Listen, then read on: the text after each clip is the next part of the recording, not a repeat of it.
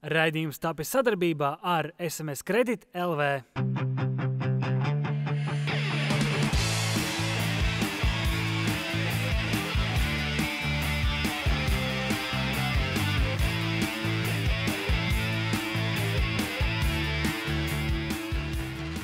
Sveicināti, dārgie skatītāji! Ir prieks jūs atkal uzrunāt futbola raidījumā One Lap virslīga. Šoreiz mēs stāstīsim par šādiem tematiem. Iepazīsties SMS Kredit LV futbola virslīga. Skonto prezidents Vladimirs Kuļisņičenko sniedz atbildes uz jautājumiem. Un tikāmies ar īstu un patiesu futbola fanu.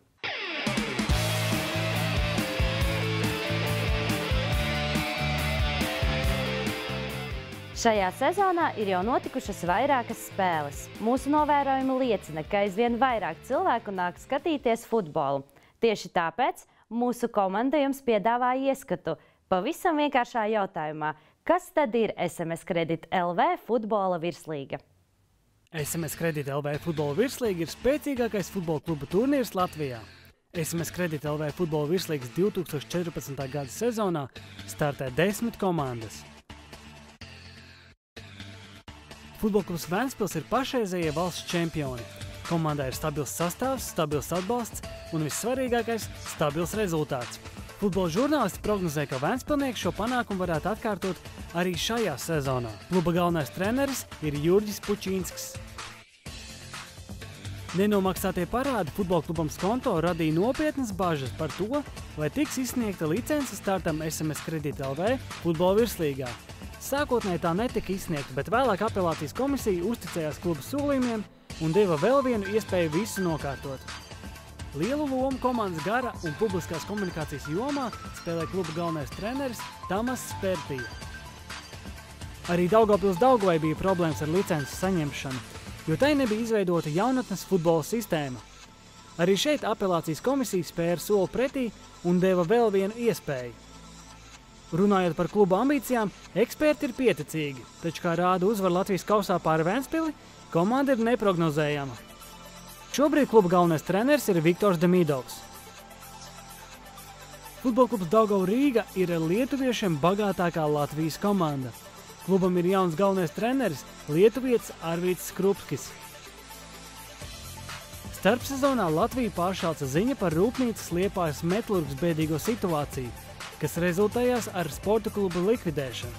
Daudz bažījās, kā tad nu būs, vai Liepāja paliks starp labākajām 10 Latvijas futbola komandām. Un jā, palika. Šeit paldies jāsaka Mārim Verpakovskim, ar kuru interviju skatieties One Lap virslīga pirmajā raidījumā. Liepājas galvenais treneris ir Viktors Dobrecovs. Futbola centrs Jūrmala ir viens no mīklainākajiem klubiem Latvijas futbolā. Vienu brīdi tas kaļ grandiozus plānus, te citā iekuļas skandālos. Cerams, ka sezonas gaitā komanda nostabilizēsies un šo skandālu spēs aizstāt ar pozitīvu sniegumu SMS Kredit LV futbola virslīgā. Futbola klubs Spartaks ir piesaistījis savu uzmanību ar spēcīgo sastāvu komplektāciju, kam tiesa gan vēl ir jāiespēlējas. Komandu vada treneris, kam ir darba pieredze Itālijas A sērijā. Tikai pagaidām Itālijam Fabio Micarelli nav nepieciešamās UEFA treneru licences.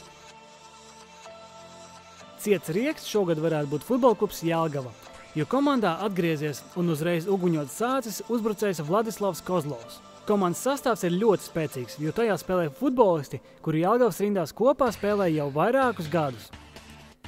Komandas galvenais treneris ir Vladimirs Beškarevs. Futbola skolu Meta Latvijas Universitāte allaži ir izcēlusies ar savu gados jauno sastāvu, taču šogad studentiem ir pievienojušies pāris futbola profesori.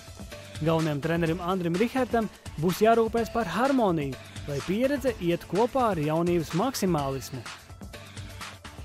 Visbeidzot, SMS Kredit LV virslīgas pastarīte. Bērnu futbola centrs Daugavpils ir pierādījusi savu stipro raksturu jau vairākas reizes.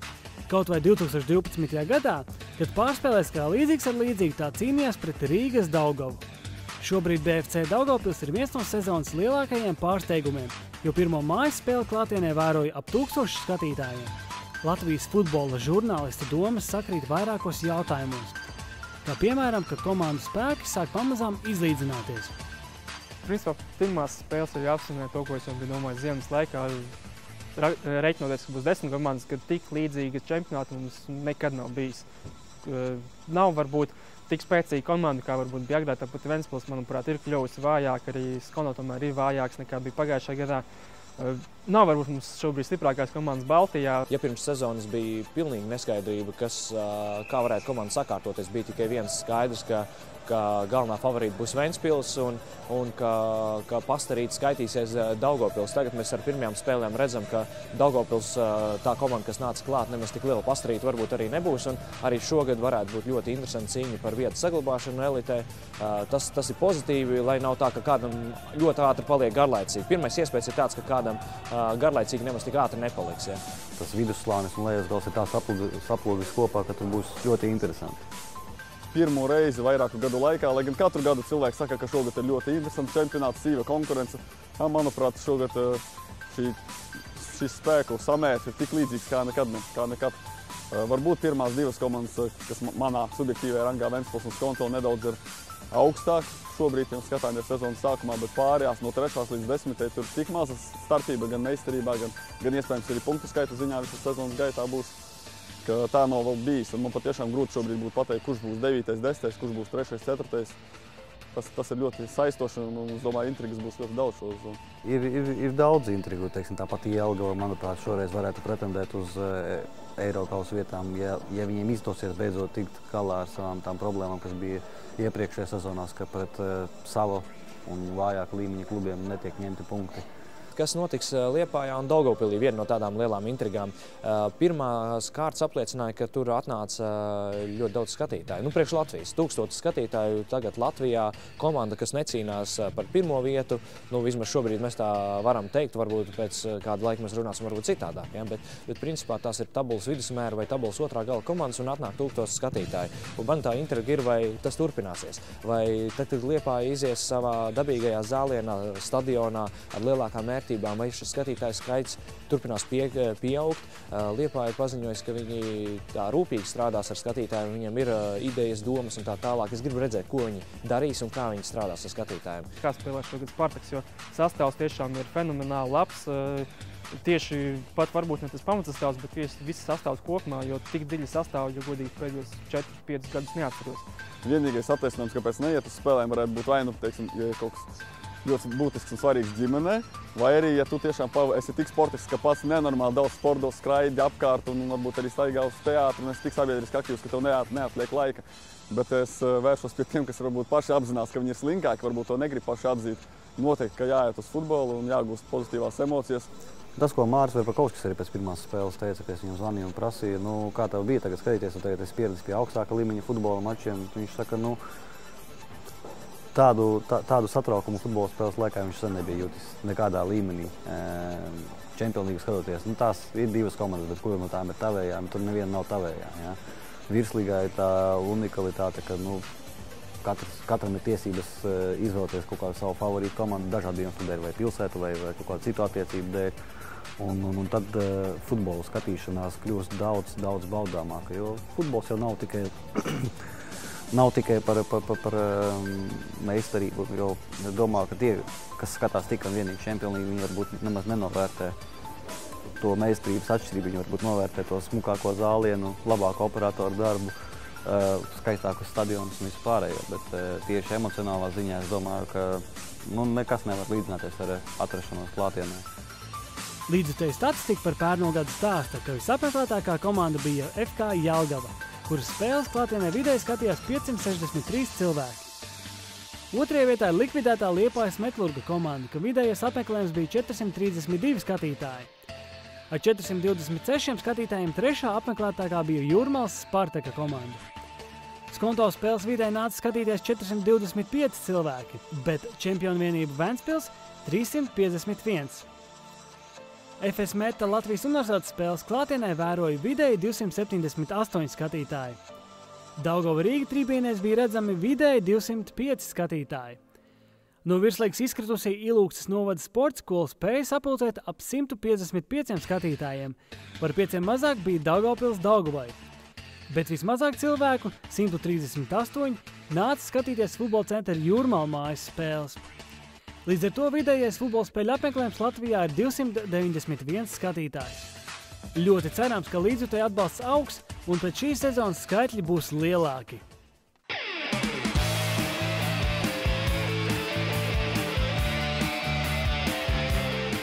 Neilgi pirms sezonas sākuma Skonto bija viens no klubiem, par kura dalību čempionātā neviens nevarēja galvot. Dienu pirms pirmās spēles Skonto un Daugavpils Daugava komandām tomēr tika dota atļauja startēt čempionātā. Mēs tikāmies ar Skonto kluba prezidentu Vladimiru Kolesničenko, lai viņš sīkāk mums pastāstītu par šiem notikumiem. Слушайте, я не хочу рассказывать, до меня доходят разные слухи, бред полный, откровенно. Я могу сказать, что не соответствует действительности ни одна из версий, которые говорят, да, но поверьте мне, не все так страшно, да, если, ну, как говорят, понятно, что самый основной долг у нас перед налоговой, да, с которой часть мы погасили деньги и добились от налоговой соглашения до 2016 года, да, то есть мы следуем графику, каждый месяц выплачиваем определенную сумму. На втором месте это задолженность перед футболистами, да. Сейчас, если вы знаете, до игры со Спартаком была выплачена часть футболистам, вот, одна из частей, да, то есть, ну, но такого, как говорят, до меня дошло, что долги миллион, 1 200 000, какой, господи, такого нет и близко, это не соответствует действительности, однозначно. Futbola klubs Skonto kopš pagājušā gada pametuši vairāki spēlētāji. Vairākus arī nācies pārdot. Skonto не приходится продавать, да, это одна из главных наших задач. Это как бы не было благоприятная у нас ситуация с финансами, неблагоприятная, да, то есть мы идем этим путем. К счастью, к сожалению, я не знаю, но наш клуб живет именно на эти деньги. Kolesničenko ir pārliecināts, ka neskatoties uz finansiālajām grūtībām, futbolisti tiecas spēlēt Skonto rindās. Я уважаю все клубы, да, но, наверное, на данном этапе сегодня гораздо реальнее уйти в какой-то зарубежный хороший клуб из футбольного клуба Skonto.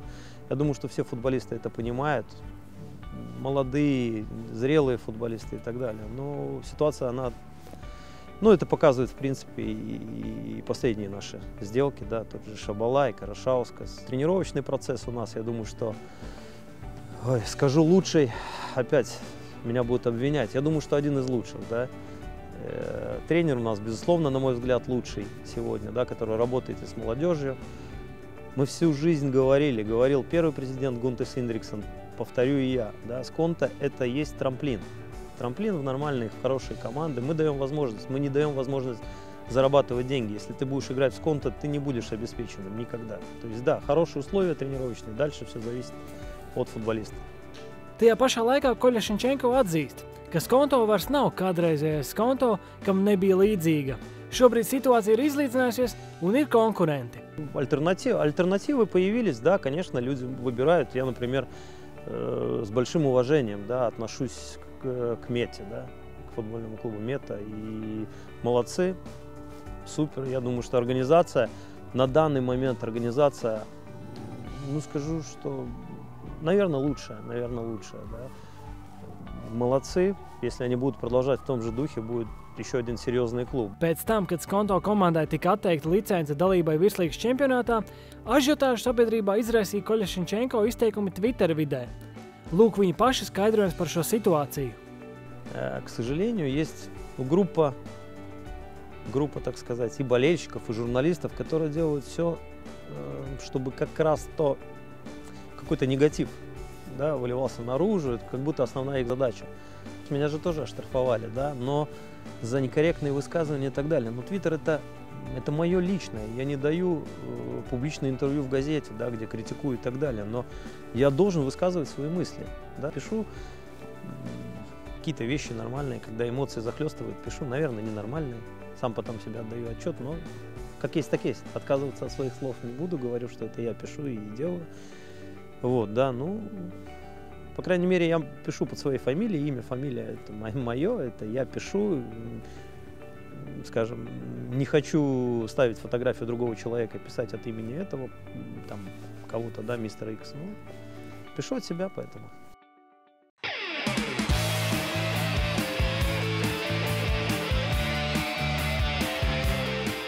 Kā jau raidījuma gaitā minējām, Atbalstītāji Latvijas futbolā ir ļoti svarīgi. Ir tādi, kuri nāk reizi pa reizei, ir tādi, kuri ir regulāri, bet ir tādi, kuri dzīvo futbolā. Ar vienu no viņiem mēs arī satikāmies. Mīlestība pret futbolu cilvēkiem liek darīt trakas lietas. Dzirdēti dažādi stāsti par kvēlākajiem faniem pasaulē, taču arī Latvijā mums ir cilvēki, kam futbols nav tikai daļa no dzīves. Futbols tā ir dzīve. Viens no tādiem ir Egils Vanaks. Viss sākās ar to, ka viņa tēvs strādāja Daugavas stadionā. Kad ziemā bija ledus, viņš uz to mašīnu ar šķipeli strādāja.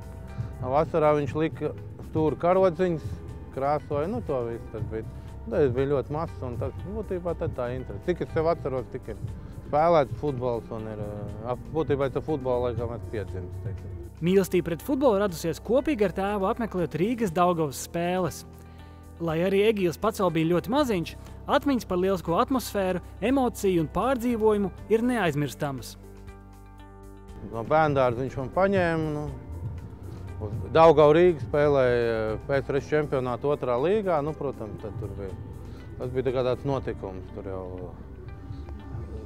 trolejbusā pat teica, nākošā pietur tur Daugavas stadions vai futbols. Viss tur dzīvo jau pie 5. gada parka, ka kādreiz nāca, tur jau viss skanēja, viss bija. Būtībā, tā kā arī futbola būtība ir tāds strādnieku svētki. Tur arī viss sanāca. Man tēvs sēdēja 11. sektorā aiz vārtiem. Tur parasti bija savu kompāniju. Man viņš nopirka pīrādziņas ar limonādu. Tev viņš paņēma kādreiz kaut ko šarpāku. Tur nopirka programmiņu, to viņš man paklāja apakšā, lai tie koku soliņi nebūtu. Tad es saprotu, ka es mazs biju, varbūt to spēli. Es tās nianses neiedziļinājos, bet es skatījos tur uz aizmugurē uz tādiem vīriešiem, uz veltātu. Tur es saprotu, ka bija jau uz otro puslaiku. Man viens patīk, tāds bija augstāk sēdē. Viņš bija jau vīri iesiluši, viņš tur lejā diriģēja, bļauj, māmaliņa sārauj un pilnīgi šitā sārauj un viss tur tā bļauj. Tas bija tur, kur Daugavas stadionā vecais tablos. Egils zināms kā kaislīgs futbola spēļu programmiņu kolekcionārs. Viņa dzīvoklī pat ierīkota atsevišķa istaba apjomīgās kolekcijas un citu futbola relikviju izvietošanai. Jautājām, kas tad ir tās mīļākās lietas lielajā kolekcijā? Pat galvenā programmiņa ir 92. gada 12. augusta programmiņa, kas ir pat pirmā Latvijas izlases spēle ar Lietuvu. Un tas man ir tāds, es atceros, kad es to gaidīju, un, protams, tas arī sakrīt ar manu kāzas datumu. Man bija kāzas 8. augustā, un būtībā mēs nebraucām uz medus mēnesi, tā kaut kur tālāk. Aizbraucām tepat pa Latviju, un 12. augustā braucām uz to spēli, un tas tāds. Viktors Dobricovs ir Egila lielākais elks futbolā. Attiecīgi neviltots ir prieks, ka izdevies iegūt īpašumā arī viņa spēļu kreklu. Es aizbraucu 2003. gadā uz spēli. Pirmā dienā Valkā mūsē spēlēja Lietuvu, un otrā dienā Tallinā spēlēja Igauniju. Protams, kad bija, un pēc spēles viņš man pasauca un iedeva savu krekla 10. numuru, jo viņš jau bija, teiksim tā, nebija Starkovu mīluls, ja. Viņš tika aicināts uz treniņu nometnēm, paskraidīt pa Mežu parku un vēl tur. Bet līdz pamatsastāvam viņš netika, tāpēc, laikam, ka viņš nespēlēja īstajā klubā. Egils vairāk kārt devies līdzi Latvijas izlasei uz izbraukuma spēlēm. Spilgtākais mirklis bijis Eiro 2004 kvalifikācijas cikla spēles vērošana klātienē San Marino. Būtībā es uzskatu, ka tā ir pati galvenā spēle, jo rezultāts bija 0-0. Tas bija tad, kad mēs tikām uz Eiro. Un spēles beigās tur Rubins sit sodu sitienu, tur bija rikošeti un San Marino aizsargs smuki iesit savos vārtos. Un tas jau bija, ja mēs tur būtu zaudējuši punktus, mans subjektīvais viedoklis, ka mēs nespēlētu Portugālē. Un tās emocijas, kas tad bija, arī braucot ap, ka tas man tā patīk. Gadu gaitā ir apbraukāta te vai visa Latvija. Egils vienmēr dod priekšroku futbola vērošanai klātienē, nevis televizoru ekrānā. Es esmu braucis uz Daugavpili, uz Ventspili, un es, piemēram, izdomāju, spēlēju Ditonā ar Jūrmali Daugavpilī.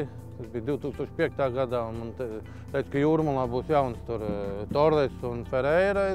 Pēc jau braucu ar autobusu uz Daugavpili aizbraucu, un vakarā ar šito Vitebskas vilcienu braucu mājās. Es savu ķēngaragu un ķēru. Bet, Ir arī bijis, kad tiešraidē rāda pasaules kausa spēli 98. gadā, bet es aizgāju uz Latvijas Universitātes stadionu, tajā pašā laikā skatījos. Spēlēja Rīgas Daugava Valmieras komandu un pasaules kausa es nogāju lejā kafēnīcā paskatījos. Lai gan intervija bija beigusies un mūsu filmēšanas grupa jau plosās projām, mūsu saruna vēl nedaudz ieilga. Egils dalījās savās pārdomās par futbolu Latvijā. Tā kā apmeklējam futbolu, atrodam savu īsto komandu. Esam patrioti. Ja ir pilsētas komanda, vienalga, kurā līgā viņi spēlē. Ejam, apmeklējam, izbaudam futbolu burvību, šito te svaigo gaisu, zemes smaržu, kaut vai dubļu smaržu, visu šito, bet tas ir, ka tu jūti to futbolu. Ja? Tāpat kā sieviete arī televizorā skatoties arī nejūtīs sievieti, tu jūtīs, ka tu konkrēti, vai viņa aizies kaut ko vai tā.